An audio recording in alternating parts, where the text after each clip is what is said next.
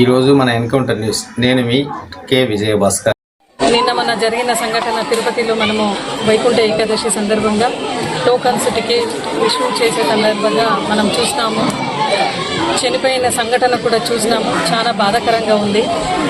అంటే చంద్రబాబు నాయుడు గారు కుప్పం పర్యటన ఎక్కడైతే చేస్తున్నారో అక్కడ పోలీస్ యంత్రాంగం అంతా కూడా అక్కడే సీఎం బందోబస్తులో ఉంటూ తిరుపతిలో అంటే ఇదేం కొత్త కాదు. గతంలో కూడా చాలా ఏళ్ళ నుంచి కూడా వైకుంఠ ఏకాదశి అనేది మనం చేసుకుంటూ వస్తున్నాం.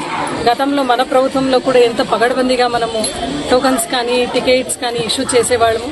లక్షలాది మంది భక్తులు వస్తారు అని తెలిసి కూడా అధికార యంత్రాంగము ప్రభుత్వం ఇంత నిర్లక్ష్యంతో చాలా మంది చనిపోయిన ఘటన మనం చూసినాము. సనాతన ధర్మాన్ని కాపాడేది నేను ఒక సైనికుడిగా ఉంటాను అని చెప్పే పవన్ కళ్యాణ్ గారు ఇంతవరకు దీనిపైన స్పందించలేదు. మళ్ళా బీజేపీ వాళ్ళు కూడా, మోదీ గారు కూడా చాలా పెద్ద భక్తుడు.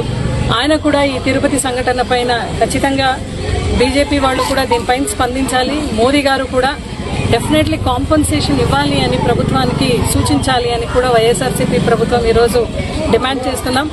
అదేవిధంగా చంద్రబాబు నాయుడు గారు మాత్రము ఇది మొత్తం అఫీషియల్స్ది ఫెయిల్యూర్ అని చెప్పేసి వాళ్ళపైన నెట్టడం కరెక్ట్ కాదు. ఎందుకంటే ప్రజలు, భక్తులు తిరుపతిలో చాలా నమ్మకంతో వచ్చి బాలాజీ గారి దర్శనం చేసుకుంటుంటారు. అక్కడ అటువంటి సంఘటనల్లో మహిళలు చాలా మందికి అక్కడ రక్షణ లేకుండా, అదేవిధంగా ఎక్కడ చూసినా కూడా తిరుపతిలో కూడా నిన్న మొన్న ఈ రోజు కూడా టీవీలో చూస్తున్నాము.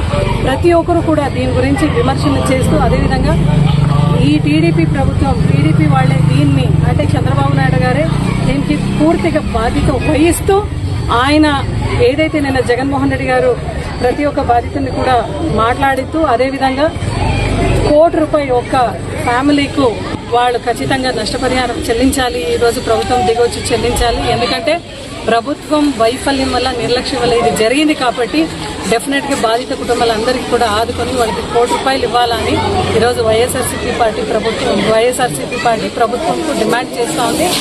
అదేవిధంగా కూటమి ప్రభుత్వం ఎక్కడ ఏ ప్రోగ్రాం చేసినా కూడా ఫెయిల్యూర్ అవుతున్నారు. బికాస్ మీకు ప్రజల పట్ల, అదేవిధంగా ప్రజల రక్షణ పట్ల ప్రతి ఒక్క చోట్ల కూడా మీరు ఫెయిల్యూర్ అవుతున్నారు.